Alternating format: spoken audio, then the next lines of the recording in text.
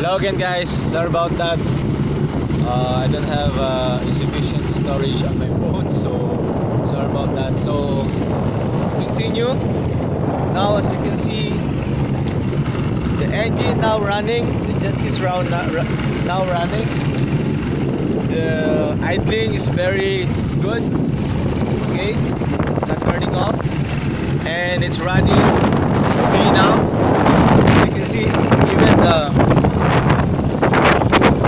water inside the sea is flowing very well. It's flowing very well, as you can see. Okay, and the engine, when you put the engine, gas engine is